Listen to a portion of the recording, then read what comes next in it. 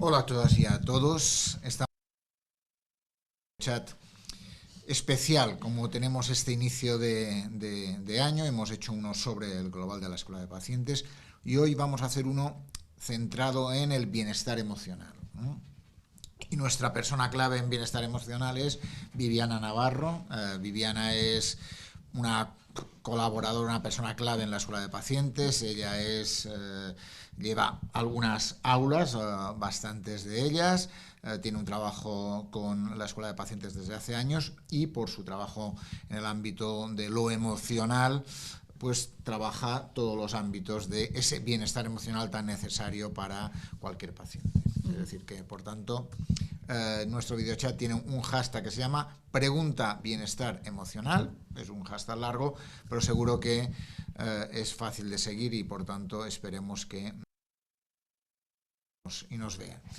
Por tanto, muy buenas. Muy buenas, Joan. Muchas gracias por haberme invitado a colaborar en este videochat y a ver qué podemos aportar, ¿no?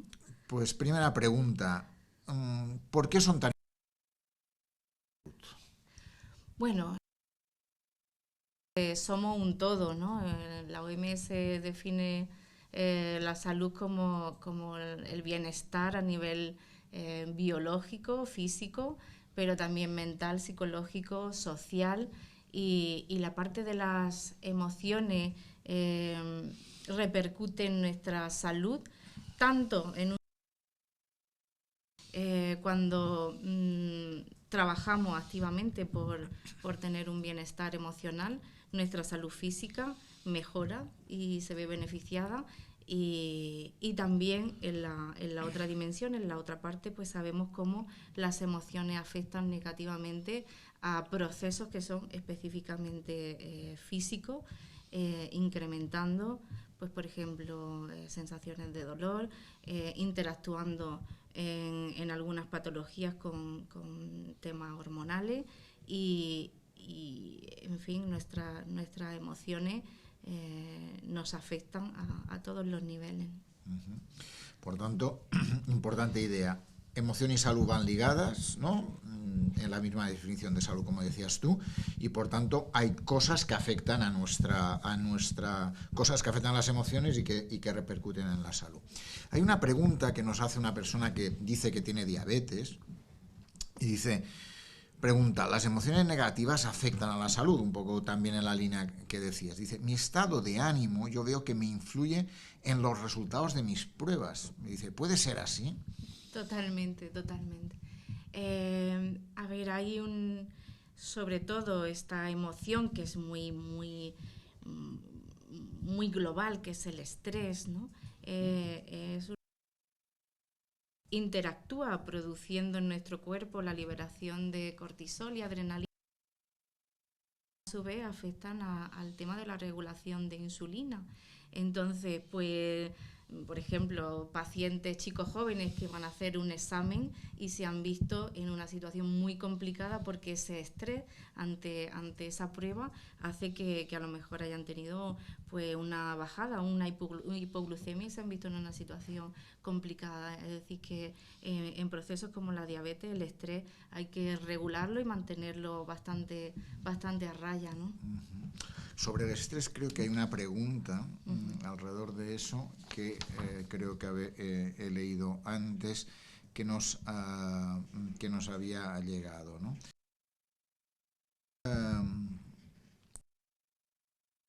Mi enfermedad, mi diagnóstico, mis tratamientos, dice, todo el día con un gran estrés, no puedo seguir así. Dice, perdona el comentario, pero así lo digo, ¿no? Muy De alguna bien. forma, ¿no? Efectivamente, sabemos, pues, por ejemplo, que en el modelo de Lazarus, ¿no? Que la propia enfermedad supone un estresor para la persona. Y se producen fenómenos donde la persona evalúa que lo que le está sucediendo es algo sobre lo que no tiene control. No tiene control, afecta a todas las facetas de su vida y es algo inespecífico. Por lo tanto, lo que yo plantearía es que analicemos realmente esa situación de la manera más objetiva posible. ¿Qué cosas están en nuestra mano para mejorar en nuestra enfermedad, para proporcionarnos bienestar, qué pequeños cambios puedo hacer para que eso sea distinto frente a hacer esas valoraciones tan globales y tan genéricas, ¿no? Pues, por ejemplo, ya no sirvo para nada, porque esto me ha pasado a mí, la culpa es de, ya no puedo hacer nada, no puedo manejar mi dolor, no puedo... Por lo tanto, intentar tener pensamientos mucho más ajustados a la situación. Es verdad que hoy tengo dolor, pero pese a este dolor puedo hacer esto, ¿no? O estoy agradecido porque cuento con esta persona.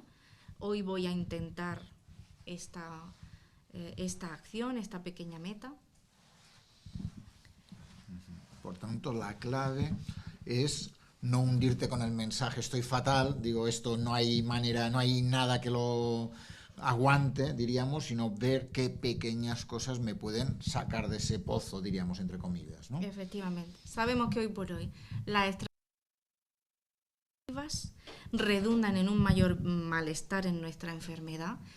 Pasivas nos referimos a quedarnos en casa aislados, no relacionarnos con las personas, tomar medicación en cuanto incrementa un poquito el dolor, con lo cual estamos haciendo que nuestra resistencia de alguna manera pues disminuya.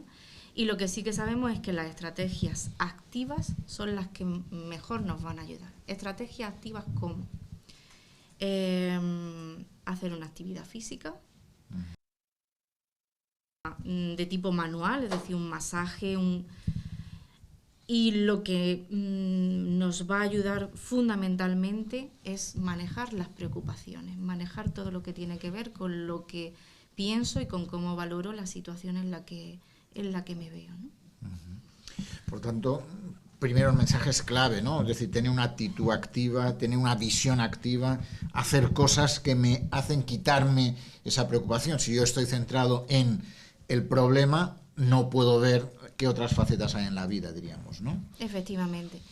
El hacer cosas significa marcarte pequeños objetivos, pequeñas metas diarias que tú puedas ir consiguiendo alcanzar y cumplir, y que eso repercuta en tu bienestar emocional y a su vez en tu bienestar físico, ¿no? Entonces, pues si o que me gustaría hacer un curso de inglés porque eso me va a mantener activo, pues esta semana me dedico y voy a hacer la tarea de búsqueda de todas las opciones que tengo a mi alrededor. La semana siguiente voy a ver los horarios y voy a matricularme. Es decir, dar pequeños pasos diarios, semanales, para conseguir las cosas que son significativas para nuestra vida y que al final nos van a producir bienestar, ¿no? Uh-huh. Siguiendo con las preguntas que nos han llegado, hay una persona que nos dice, muchas veces acumula lo que yo le llamo mucha basura en mi cerebro. Uh-huh. Mucha basura emocional. ¿Cómo puedo liberar esa basura que me genera esos problemas en la vida cotidiana? Uh-huh. Bien, pues efectivamente, fijaros que casi el 90% de nuestra mente lo ocupa cosas que al final no tienen importancia, no son relevantes, y además que ese 90% de ocupación lo ocupan el 10% de las cosas que van mal en nuestra vida. Es decir, que si analizamos y vemos la globalidad de las cosas que tenemos en el día a día, una gran parte son cosas positivas. Tenemos una familia, tenemos amigos, tenemos una asociación, tenemos cosas muy positivas que están ahí en nuestra vida. Sin embargo, nos fijamos en lo negativo, ¿no? Como hemos dicho, un elemento clave es mantenernos ocupados lo máximo posible y no darle importancia a lo que no lo tiene. Segunda cuestión es de problema. Poner encima de la mesa qué está pasando, qué problema tengo, cuáles son las causas de ese problema, qué posibles soluciones tiene, y de esas posibles soluciones valorar qué está en mi mano hacer. Y en lo que esté en mi mano, actuar. En lo que no, aceptar. No tiene sentido que tenga un problema, que puede ser un problema muy grave, muy serio. Imaginémonos que eso es un muro. Si yo cojo carrerilla contra el muro, pero además muy probablemente voy a tener un chichón ahí en la frente que no me va a solucionar nada, ¿no? Por lo tanto, ver pequeñas cosas que sí está en mi mano hacer. ¿Qué puedo cambiar? Por tanto, la clave es en pensar que hay pequeñas cosas en la vida que me pueden ayudar a salir de ese pozo que a veces me hundo yo mismo, ¿no? Efectivamente. ¿No? Y por tanto, la clave es visualizarlo, ¿no? Es decir, si yo me enroco en que ahí tengo el muro, está claro que veo un espacio negro, diríamos, ¿no? Y con la cual no puedo romper ese muro, ¿no? Efectivamente. Tengo un problema porque discutí con mi hermana, tengo una situación familiar muy negativa, ¿no? Esto no puede ser, es que hay que ver por qué ha sido esto así, mira lo que me ha dicho. Sentarnos, analizar con calma qué ha pasado, cómo hemos intervenido nosotros en esa situación, con responsabilidad y sin culpabilidad, y luego analizar, a ver, ¿qué puedo hacer yo? ¿Puedo hacer esto? ¿Puedo llamar? ¿Puedo decir?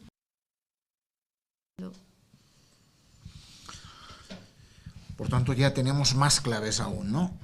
Ligado a eso, ¿no? Tú decías, hay cosas, tengo amigos, tengo familia, tengo, ¿no?, elementos que me pueden salir. Pero en este caso dice, a veces cuando voy con mis amigas a tomar un café, en lugar de sentirme liberada, me siento agotado emocionalmente. Dice, la sensación de que me supera, de que no puedo más, que necesito paz, de que necesito huir. A veces los debates y discusiones que salen de esas reuniones, en lugar de facilitarme, me agotan de alguna forma. Y dice, ¿qué debo hacer?, nos pregunta. Vale. A ver, sabemos que el apoyo social es fundamental y el tener alguna persona con la que podamos hablar y contarle las cosas que nos pasan es clave. Sin embargo, ahí tenemos una responsabilidad muy importante. Uno, en cómo expresamos y manifestamos las cosas que nos preocupan. Dice el Dalai Lama que nuestra mente no es un cubo de basura. ¿Qué quiere decir eso? Que cuando yo proyecto y externalizo mis pensamientos, mi responsabilidad es en intentar ponerlo encima de la mesa de la manera más objetiva posible, es decir, que no digo lo primero que me viene a la mente con esa negatividad, con esa inquina, esa es nuestra primera responsabilidad. Cómo expresamos las cosas que nos preocupan, que tenemos derecho a expresarlas, pero ver que no podemos, la hija de... cómo eso me va a afectar muy negativamente.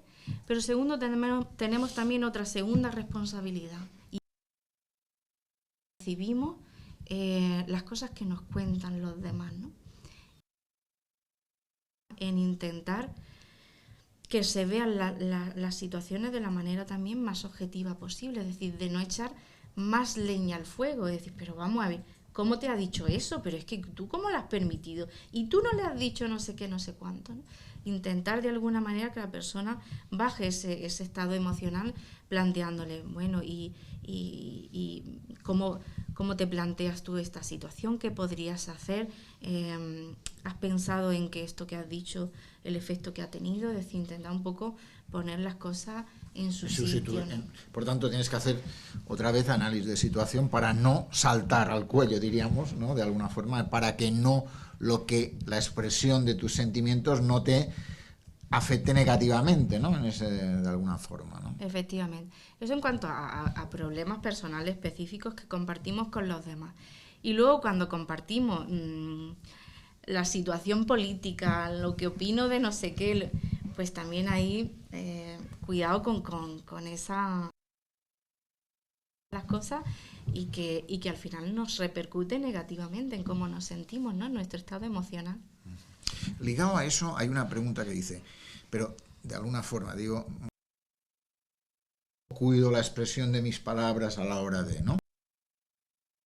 derecho a enfadarme cuando veo que en lugar de ir a mejor voy a peor, ¿no? Es decir, ese derecho a enfadarme, ¿no? Totalmente, totalmente. Tengo derecho a sentir cualquier emoción porque somos humanos y tenemos la capacidad para sentirla. Tengo derecho a preocuparme, a enfadarme, a sentir rabia, a sentir estrés. Además de eso, como decía, tengo la responsabilidad de esa rabia, ese dolor de la mejor manera posible. Eso no quita que en un momento determinado pues me cabreo y doy el golpe encima de la mesa y es que no puedo con esto.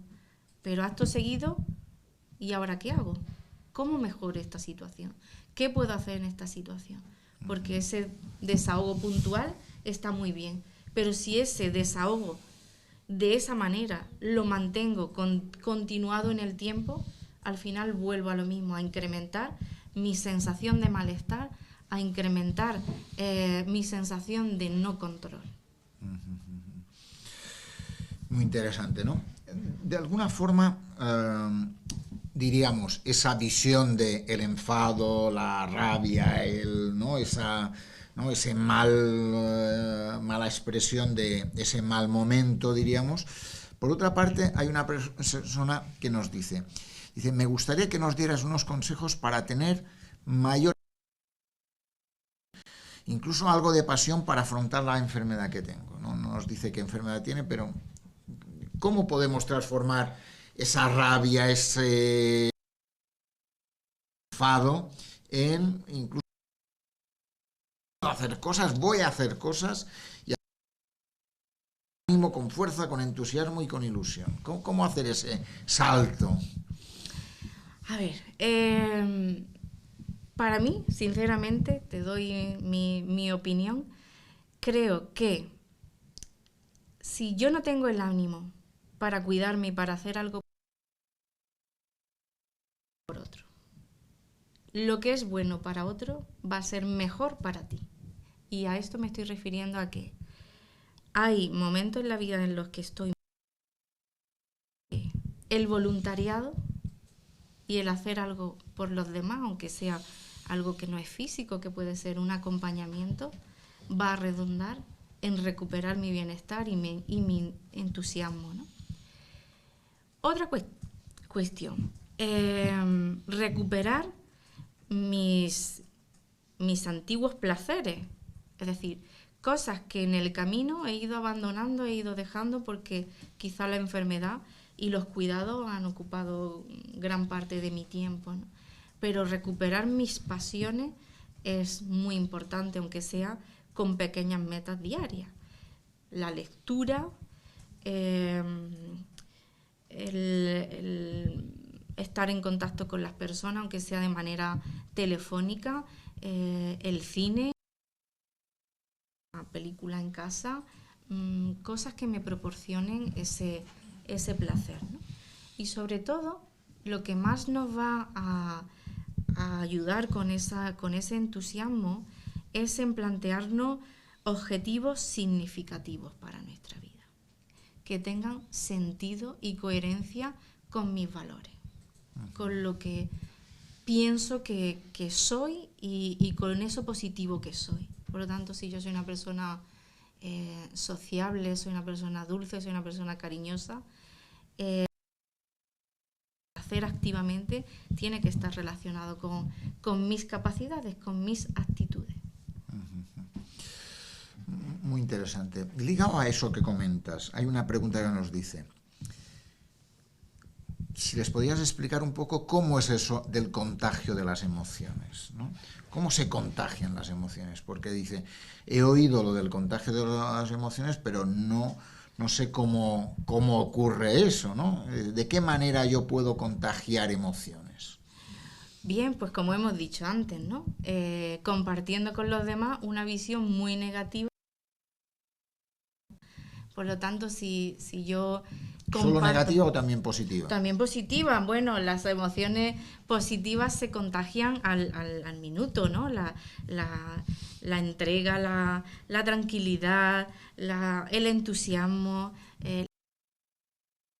Si yo comparto eso con los demás, casi automáticamente, porque estamos abiertos a recibir todas esas cosas positivas, ¿no? Por lo tanto, nos contagiamos en la medida que comparto la visión positiva o negativa del que tengo al lado, ¿no? Muy importante.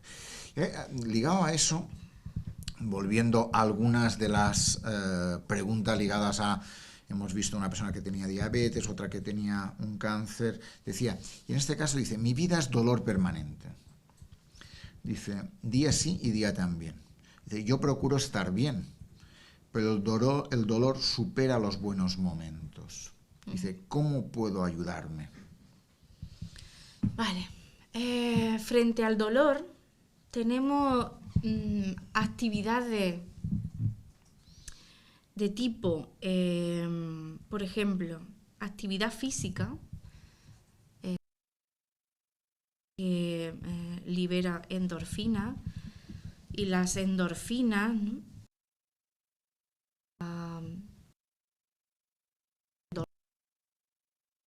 Hay personas que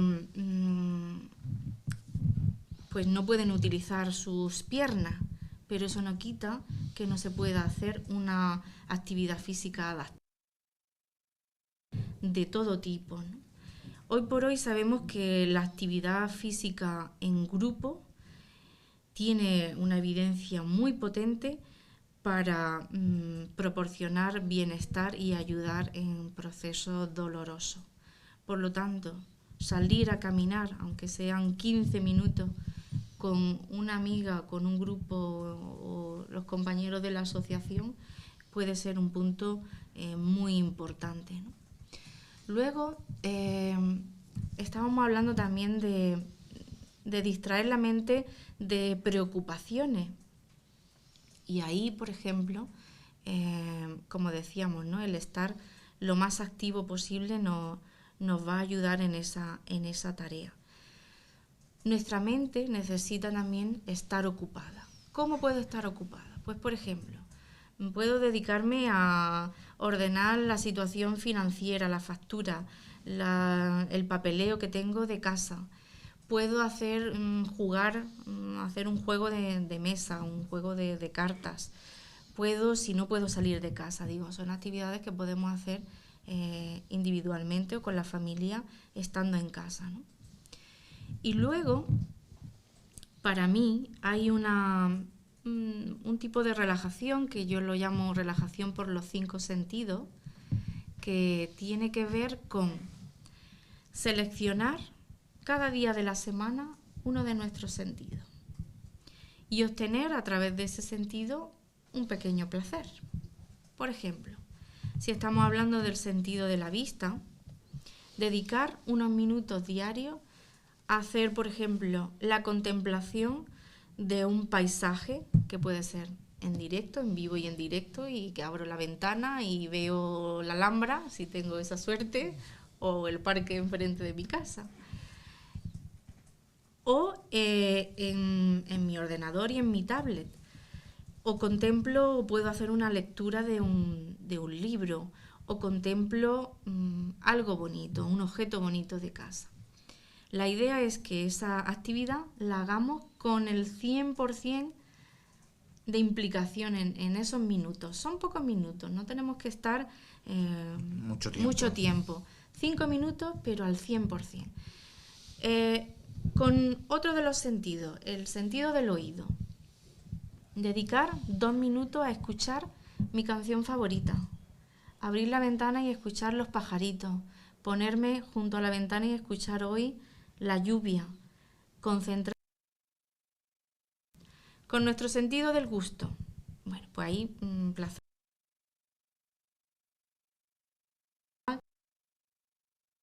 Nos pueden interferir con nuestra salud, ¿no? Nuestro proceso, efectivamente, ¿no? Pues un trocito de chocolate negro sin azúcar, una infusión, algo que nos agrade y que nos repercuta positivamente. Bueno, luego con nuestro sentido del tacto, que es nuestra piel es nuestro órgano más grande, ¿no? y podemos tener mucho placer a través de él. Podemos darnos un masaje, podemos echarnos nuestra crema favorita, podemos acariciar nuestra mascota, podemos ponernos una ropa confortable, calentita, acariciarla. Y nos queda, ¿qué sentido nos queda, Joan? Gusto, tacto, oído, olfato. Olfato, ¿no? Sería el último, ¿no? Pues igualmente, oler algo que nos agrade, una especia, abrir el bote de la canela y estar ahí 2 minutos concentrado ahí al 100%, intentando que nada más esté presente, ¿no? Por tanto, la clave es, de alguna forma, concentración máxima, ¿no? Es decir, en lo que hago que me ayude a olvidarme del resto del mundo, diríamos, ¿no? Efectivamente. Y esto enlaza con algo que es fundamental, que es intentar vivir lo máximo posible en el momento presente. Es verdad que esto lo hemos repetido por activa y por pasiva, ¿no? Y parece que es algo difícil de hacer, ¿no? Pasamos muchísimo tiempo pensando, ¿no? Lo que le dije, cómo pudo suceder que esto, qué hice mal, cómo lo hice de esta manera para que yo ahora me vea en esta situación. Había un estudiante de secundaria que todo el tiempo estaba el examen, cómo he hablado, cómo me he dirigido a mi compañera, esta chica que me gusta, todo el tiempo pensando en lo que había hecho. Su profesor cogió un bote de leche y lo echó por el desagüe y dijo: más por la leche, no podemos hacer nada. Ya eso se fue. Igualmente estamos muchas veces en el futuro, ¿no? Sobre todo negativamente. Mañana voy a estar mal, seguro que me va a doler más, seguro que no. Por lo tanto, centrarnos en lo que tenemos en este momento presente, en lo que estoy haciendo y en lo que puedo hacer ahora para estar bien. Yéndonos a una pregunta que nos hacen ahora, dice, ante una enfermedad crónica como la diabetes que tengo para toda la vida. Pienso en ella y lo que pienso es toda una vida con la diabetes. ¿Cómo afrontar esa adversidad? Uh-huh. Bueno, yo creo que el enfoque puede ser también en qué me aporta a mí esta nueva situación en mi vida, que puede ser, bueno, tediosa, pero qué me aporta a mí, qué no estaba yo haciendo en mi vida anteriormente, antes de la diabetes, que ahora valoro como algo positivo. Muchas pacientes nos dicen: yo tenía una alimentación desordenada, comía cuando podía, comía mal, no hacía actividad física, estaba trabajando 15 horas seguidas, no dedicaba tiempo a estar con mi familia, a salir con mi hijo al parque, a pasear, al campo. A partir de la enfermedad, pienso que tengo unos hábitos mucho más saludables que antes de tenerla. Por tanto, la importancia de cuidarme en ese sentido, ¿no?, también es importante, ¿no? Es decir, el hecho de preocuparme por mí me ayuda a salir de esa situación, ¿no? Efectivamente. Y sobre todo teniendo en cuenta que los responsables de nuestros cuidados somos nosotros. Una paciente decía: es que llego a casa y nadie se da cuenta de que yo vengo cansada, que tengo... Y he ido a mi trabajo y he hecho mi jornada laboral y nadie se da cuenta. Digo, nadie se va a dar cuenta, a no ser que tú exprese y defienda y tu derecho también, ¿no? Y te proporciones tus cuidados, ¿no? Claro. Por lo tanto, tú tienes necesidad de descanso, igual que todos han llegado y se han colocado a ver la televisión, ¿no?, que el resto de la familia, ¿no? Por lo tanto, decir, bueno, pues me siento, descanso y ahora a preparar la cena, ¿no? La cena. Eso, hay una pregunta que dice: mi hermano tiene esclerosis múltiple. Dice, ¿qué hago o qué hace él para no perder el ánimo y seguir fuerte en todo esto? Bueno, hay patologías que, digamos, se manifiestan por crisis, ¿no? Es decir, tenemos un brote en un momento determinado que nos limita bastante la vida o el día a día. Y hay otras que requieren de unos cuidados más continuados y que están más presentes a lo largo de los días. Una opción es que cuando estoy bien, cuando no está presente el brote, intentar volver a la normalidad, a la cotidianidad, a mi hobby, a lo que puedo hacer, ¿no? Y en los momentos donde tengo que permanecer un poco más en casa, donde tengo a lo mejor un poco más de dolor, pues hacer algo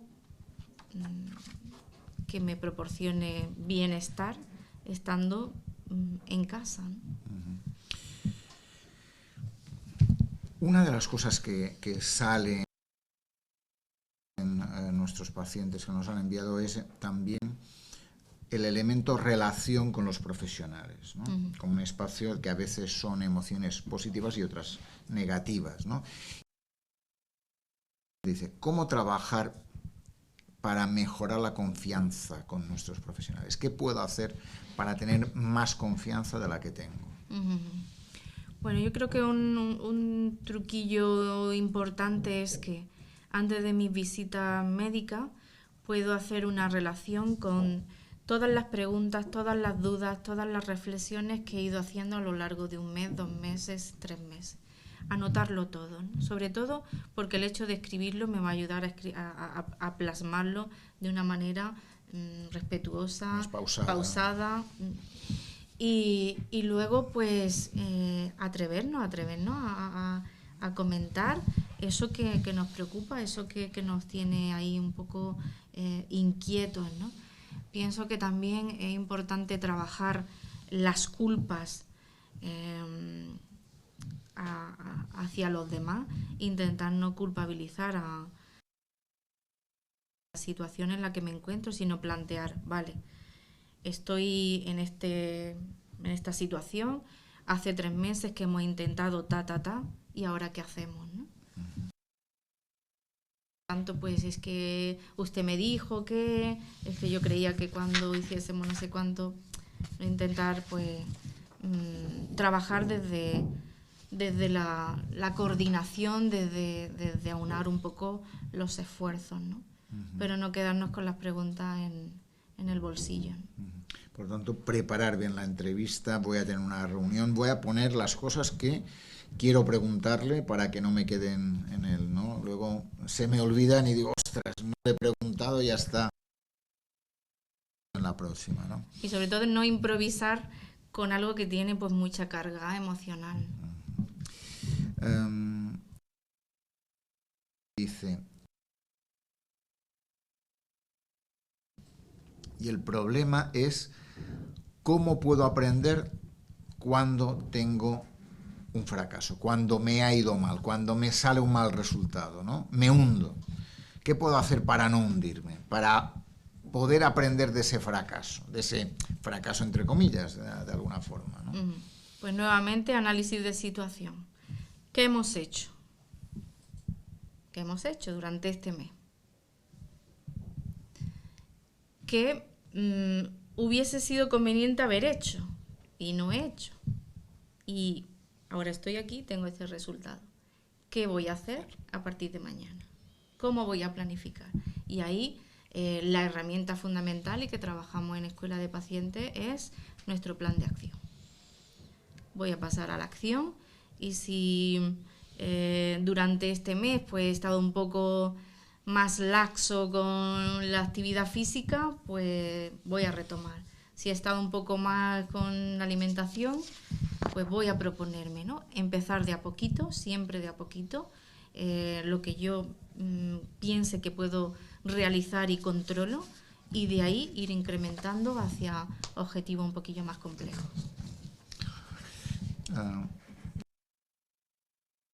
¿No? La primera va ligado a cómo quitarme los pensamientos negativos de esto es un desastre, esto no funciona, esto va mal, esto es un caos, esto tal, para poder pensar en positivo. Y dice, necesito pensar en positivo. ¿Cómo lo hago para pensar en positivo? ¿Qué tengo que cambiar, nos dice, de mi cabeza para poder pensar en positivo? Bueno, tenemos que decir que ese cambio es un cambio complejo, es un cambio que necesita de entrenamiento y que pienso que a todos los humanos nos lleva toda una vida entrenar, mejorar y profundizar. Dicho esto, la manera de trabajar negativo sería básicamente con la reestructuración cognitiva. ¿Qué recomendaría yo? Escribe en un papel todo lo negativo que estás pensando. Cada uno de esos pensamientos negativos, ponle un nombre emocional. No soporto a mi madre.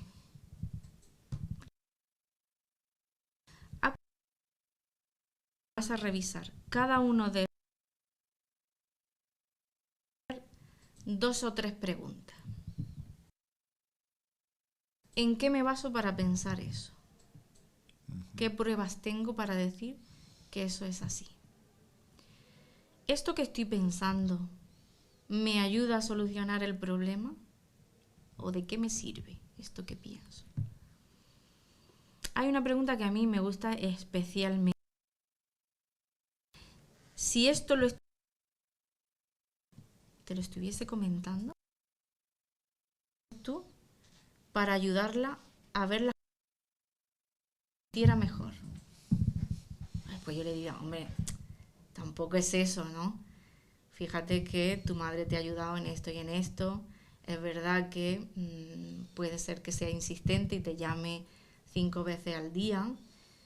Intenta plantearle y decirle lo que piensas sobre esta situación. Es decir, cuando hablamos con un amigo, casi siempre intentamos ser mucho más objetivos que con nosotros mismos, ¿no?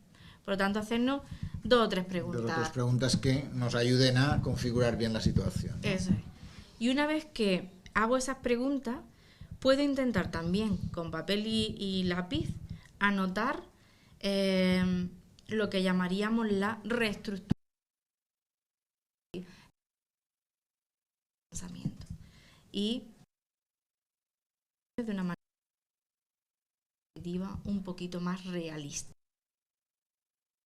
No puedo hacer nada con este dolor, pues ayer pude estar conversando con un amigo, estuvimos hablando y recordando viejos tiempos, o pues hoy he podido sentarme y ordenar esa carpeta que tenía ahí en el cajón y que la tenía pendiente de tarea, o he conseguido salir y caminar 15 minutos y ir a la tienda de enfrente a comprar tal. Por lo tanto, ser muy específico, acotar muy bien las cosas que pensamos y no irnos a los extremos. A los extremos, ¿no? Y ya casi para terminar, hay 2 preguntas que van un poco ligadas. Una que habla de reciclar emociones, se pueden reciclar, y ligado a eso preguntan cómo puedo reiniciar cuando estoy agotado, cuando ya no tengo fuerzas para nada, ¿no? Reiniciar, ¿no? Y ante ese agotamiento, ¿cómo puedo darle otra vez al on, ¿no?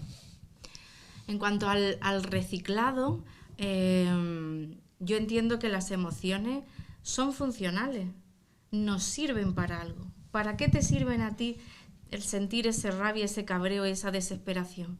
Para darte un toque de atención y decir, hay algo que no está funcionando, hay algo que no está bien, hay algo que hay que reconfigurar y repensar. Por lo tanto, el reciclado de emociones, entiendo que un primer paso es ver la utilidad que tiene esa emoción para poder reenfocar, ¿no? Y cuando estoy agotado emocionalmente, ¿cómo puedo darle al on? ¿Cómo puedo volver a, si estoy agotado, no tengo fuerzas ya, he tirado la toalla, ¿no? De alguna forma, ¿no? Bueno, a ver.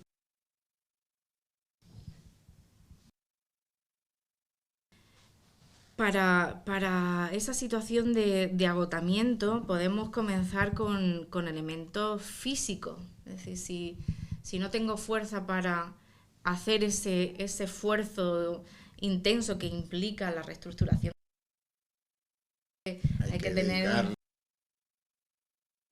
Pues puedo empezar con elementos de tipo físico como estábamos planteando, ¿no? Por ejemplo, un elemento que nos va a ayudar muchísimo es nuestra alimentación. Y ahí tenemos que utilizar todo el arsenal y disponibilidad que tenemos hoy por hoy en productos estupendos de alimentación, tanto pues nuestra proteína, nuestra vitamina omega 3, que van a hacer pues que nos repercuta directamente y positivamente en... Otra cuestión es tener en cuenta el tema. No somos máquinas, necesitamos descansar porque es vital. El sueño y el descanso es casi más importante que la alimentación para nosotros, los humanos. Por lo tanto, planificar a lo largo del día pequeños descansos de 10 minutos, 15 minutos, que me reseten un poco y que me den un poquito de energía. Reiniciar un poco, ¿no? No hemos hablado y hemos dejado ahí en el tintero el tema de la sexualidad, ¿no? Y sobre todo hay momentos, y por el momento de nuestro proceso, que quizá el aspecto físico pasa a un segundo plano, pero todo el tema de la cercanía, de la ternura, del contacto, del estar con la pareja, del acariciar a un ser querido, de abrazar a un ser querido, que nos da nuevamente la fuerza y la vida, ¿no? Y luego yo creo que hay algo que también es sencillo, que es la lectura positiva, la lectura de algo que me aporte algo útil, una reflexión, una inspiración de otra persona, o la visualización de un vídeo de algo y entusiasmante. Muchos consejos nos has dado. No sé si ya tal. ¿Alguna cosa añadirías? Algo que no haya salido y que te gustaría. Ahora comentabas el hecho de, no hemos hablado de la sexualidad en ese sentido, pero algo que añadirías a todos este arsenal de posibilidades que tenemos para cuidarnos mejor, para sentirnos mejor, para trabajar